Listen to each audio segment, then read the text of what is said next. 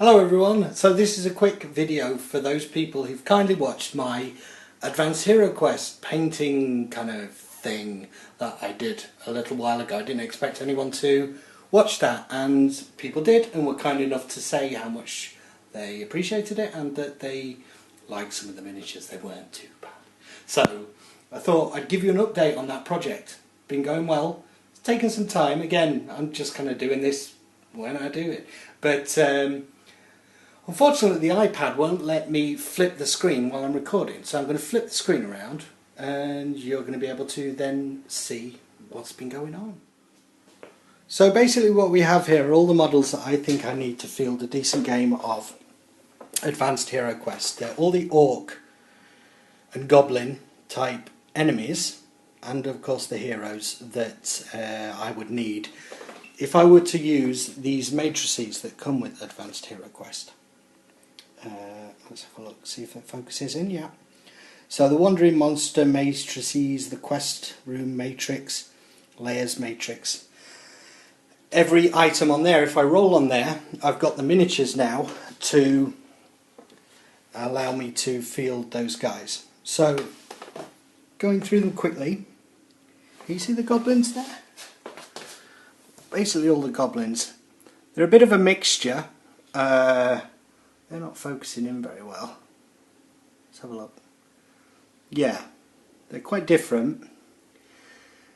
Unlike kind of a Warhammer Quest army, if you watched my original blog about this, you'll know that I'm not hugely into Warhammer. It's very expensive, and I don't particularly like the Warhammer Fantasy Battle game. I like some of these older games. So these are the classic heroes from Advanced HeroQuest that I've painted up. Bright Wizard, Dwarf, Warrior and Elf. I got these from eBay. A nice little... I was really chuffed when I got it. I got the Advanced HeroQuest paint set. All the paints were of course years old, but I just wanted those 4 miniatures, and I got them at a really... got that at a really good price. If you buy those miniatures sometimes on their own, they can cost a bit of money. So I've got the 4 heroes, got all the orcs and goblins. Let's have a quick look at some of these. I decided to use some of the advanced rules, expanded rules that I found on a site called Greywolf. He's got an Advanced HeroQuest site, and what he's done is kind of retrofitted some of the rules from Warhammer Quest so that you can field characters like the Warrior Priest there. So he's got some rules for that, so I thought, well, we need a healer, so Warrior Priest. That's my White Wizard, another healer choice. And you get henchmen with Advanced HeroQuest who you can hire between campaigns. I don't particularly like those models though, and they're a bit generic, so I'll probably make up some rules for these guys, but I imagine these two. They're very old Games Workshop plastic miniatures. Not very fancy, but they should do the job of henchmen. Okay, so... I'll just show you these guys. I think these guys are really cool. You know, if you decide to do any rescue the villager, rescue the princess, or you need a woodcutter, there he is, or a priest you're going to find down in the dungeon, they might want something, you never know. So of course you can't have a game of Advanced HeroQuest without the board sections, and I wasn't going to spend the exorbitant prices that people ask on eBay for a copy of Advanced HeroQuest, and I thought it would be an interesting project to actually create my own. So what I did was, I've got all the books here. You can get a copy of the rules from eBay. I've got all mine photocopied. I've actually got the expansion as well. But what I did was, I'll show you here. I photocopied all the card sections that you would get with the original game. The magic circle, we need that. You know, these are all things that will appear. You have lists to say, you know, enter a room, what's in the room. There could be a chasm. There's a chasm. You know, trapdoor, pit, all these things, so you've got to have something to represent all those things, and ordinarily they would come those little card pieces. So basically I took that as a guide and started basically creating all my own kind of board sections. How's best to film this? Alright, so here are all my sections. So basically for the dungeon sections, you've got pieces of card just cut and painted, so you can lay them out as you go for the guys to go down. Should be quite versatile, and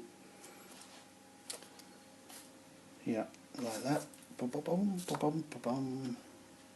and so on. You know, a certain bit calls for a throne. Where's the thing? So there's the throne. They end up in there. You know, we can add doors to. Oh, that's in shadow. Wow, the thing is, it's really difficult filming this stuff. Let's do that. Yeah, no, you know, basic doors. We've got the bats. You know, some rooms are infested with bats. You've got to expect that if you're going through dungeons. And basically all this stuff, you know, there's the chasm that I mentioned. Loads of crap in there. Treasure chests. Let's get all that stuff out. Ooh. Rats. You know, that's the chasm if they come across that with the water flowing through it. And the larger board sections, I'll just show you one of these. It's all underneath all this stuff. You know, one of the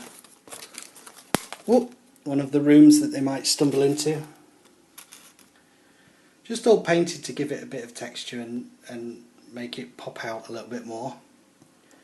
And of course there are some larger rooms in Advanced HeroQuest. See if I can find one. You know, they might enter that room and think, what the hell is that on the floor?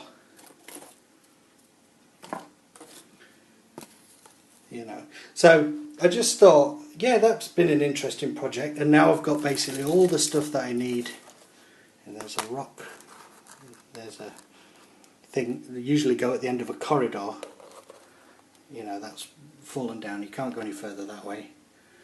And things like a rope bridge, all this different stuff. So, and of course I went on eBay and got all the dices. So this is really cobbled together, but actually, even though I'm not such a good painter and not such a good modeler, I think it gives it a bit more personality and makes it more meaningful when you play these games if you've gone to a little bit of effort creating scenery and all these different things. So that's what I've been up to.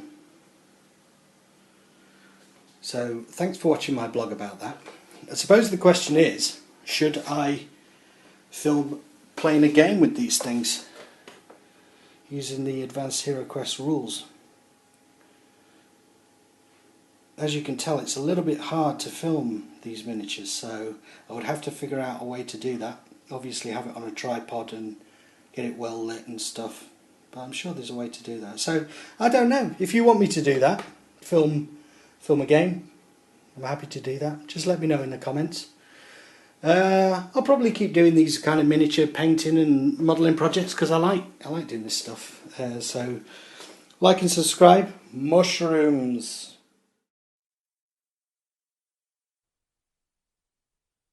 Ha ha.